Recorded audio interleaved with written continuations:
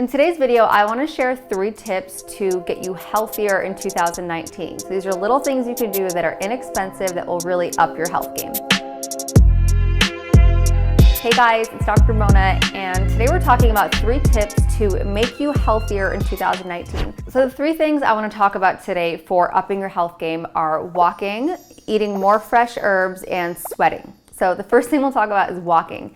Now, I just want to make sure you know I'm referring to walking in terms of hormonal balance. So I'm not talking about walking to burn calories, like power walking.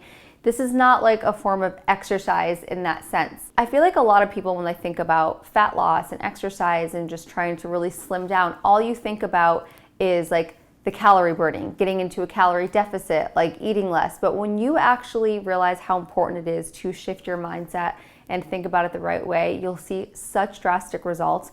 And I think people often hear this and are, in the past maybe we're like, what can that really do? If you're not like feeling that burn, you might not think it's as effective. But I do think that we are, as a community and as society kind of becoming more conscious as to how important these things are and how important your mind is. So walking is a really great one because so much data has shown that the amount of hormone balance you get from walking is much better than power walking or even rigorous exercise. In fact, if you're doing some like really high intensity workouts, this can oftentimes offset your cortisol and hormones. And when your hormones are offset or when your cortisol is too high, you are not going to get rid of that fat, especially around your stomach. This is where cortisol likes to like really let you hang on to it the most. It's really frustrating. So leisurely walking, and we're not talking about walking really fast, power walking. Leisurely walking has been shown to reduce cortisol, reduce adrenaline, and actually increase endorphins. And I'm sure you guys have heard of endorphins, like that good feeling you get after exercise.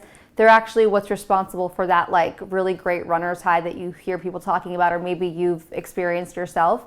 But when you're balancing these hormones out and really getting everything right, like what's going on inside of your body, that's when you're going to lose fat. Fat loss is actually more associated with hormone balance than it is with calorie deficit. And I think that's a point you guys really need to take in and understand. I mean, they've even done studies to show that people that walk in nature versus people walking into like busy city streets lose more fat. So if you don't have the option to walk in nature, maybe it's cold outside, I would even say if you're on a treadmill, maybe put scenery on the TV in front of you, watch something beautiful like on your phone, listen to something relaxing, even like a walking meditation. These little things really make a difference, just calming your mind. And when you're in this kind of positive state and everything's balanced out, you're going to see much more results. So make it a point to walk. The morning is one of the best times, 20 minutes, anytime throughout your day, anytime you can walk. Have I said walk enough? I think you guys should walk more. Okay, now let's get to the next point. Sweating is such an important factor to detoxing. Our skin is our only external organ. It's the biggest organ in our body, and sweating is how we get rid of toxins. If you are not exercising every day, if you don't have like, if you're going to like hot yoga, anything you can do to sweat is so important. I wanted to share the example of Epsom salts because I know that sometimes you don't have the chance to let's say you don't have the chance to get to the gym, or if you don't have access to a sauna or steam room. Those are both really amazing ways to detox. But if you don't have access to that, taking an Epsom salt bath is such an amazing remedy. Now, one thing to point out, if you do want to try soaking in a bath at home, don't use the regular table salt that you have in your kitchen for cooking. They are 2 different kinds of salt. The Epsom salts are different. A lot of times they have magnesium, so you're not going to get the same effect from one to the other. But sitting in the bathtub, soaking in that salt, you can use about 1 to 2 cups. If you look on the back of the package, it'll usually tell you like per the amount of water that you have in your tub. One thing you should try to make sure you do is pour the salt right where the spout is. That'll make sure it kind of fills up the tub and like dissolves correctly. The water should look a little bit soapy when you're in it. You can sit from anywhere from like 10 to 20 minutes. Some people sit for 30 minutes. I think this is usually for constipation. It just draws out a lot of toxins.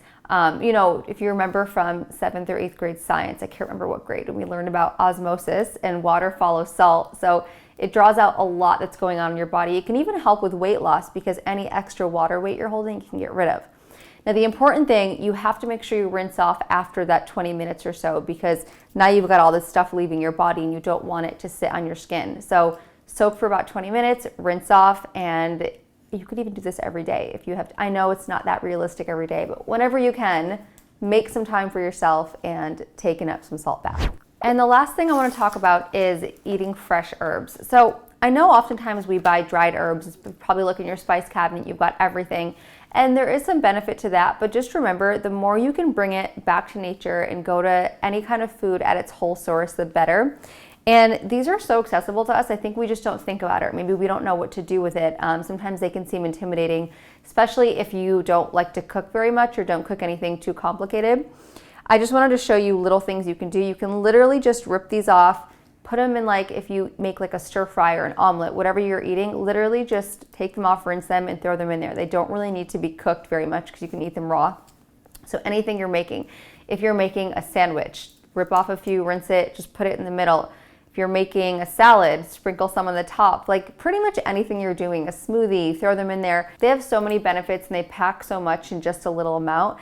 And they're also gonna add a ton of flavor. Like you're gonna, I mean, it's kind of a win-win because, you know, it's almost like if you go to a really, really nice like French or like fancy sandwich shop and they put fresh herbs in it, like the whole experience is more pleasant. And when you are really tasting and feeling and appreciating your food and you know what goes into it and you know it comes from a whole source, the whole gut to brain health and that whole gut and brain relationship, like you just are more conscious of what you're doing and it's gonna help you make better decisions. So I have oregano here. I wanted it because oregano can be really good for digestion. So I've just kind of been throwing it in everything.